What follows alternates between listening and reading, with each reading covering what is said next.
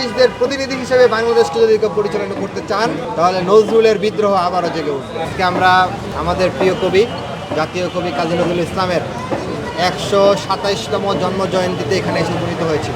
নজরুলের আজন্ম লড়াই ছিল ব্রিটিশ কলোনির বিরুদ্ধে লড়াই, নজরুলের আজন্ম লড়াই ছিল বেনিয়াদের বিরুদ্ধে লড়াই, নজরুলের আজন্ম লড়াই ছিল ব্রিটিশদের বিরুদ্ধে লড়াই, নজরুলের আজন্ম বিদ্রোহ ছিল উপনিবেশের বিরুদ্ধে।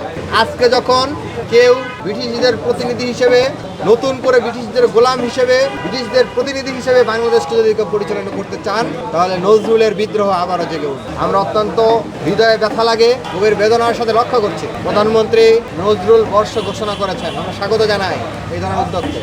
কিন্তু একদিকে আপনি নজরুলের শতবর্ষ পালন করবেন, আর একদিকে নজরুলকে যারা ধারণ করে, নজরুলের যে লড়াই, নজরুলের যে বিদ্রোহ, সেই বিদ্রোহকে যারা ধারণ করে তাদেরকে জেলে পুরবেন ব্রিটিশদের মতো করে, এই ধরনের দ্বিচারিতা এদেশের মানুষ মেনে নেবে না।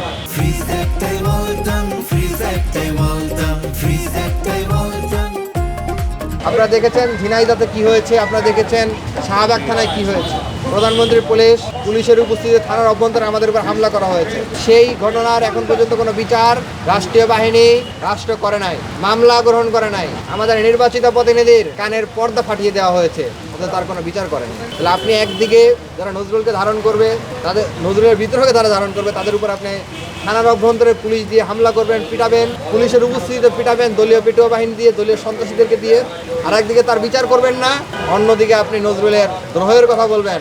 এটা দ্বিচারিতা, কপটতা ছাড়া আর কিছুই নয়। যদি কেউ ব্রিটিশ বেনিয়াদের প্রতিনিধি হিসেবে বাংলাদেশকে আবার উপনিবেশের মতো শাসন করতে চায়, আবারও শোষণ করতে চায়, নজরুলের বিদ্রোহ তার বিরুদ্ধে আবারও বারংবার জেগে উঠবে। ইতিহাসে যেভাবে জেগে উঠেছে বারবার, আজকে নজরুলের লড়াই, নজরুলের প্রতিটি শব্দ, প্রতিটি চিন্তা আমাদেরকে জুলাই অনুপ্রেরণা দিয়েছে, জুলাই আমাদের কাজ করার অনুপ্রেরণা দিয়েছে।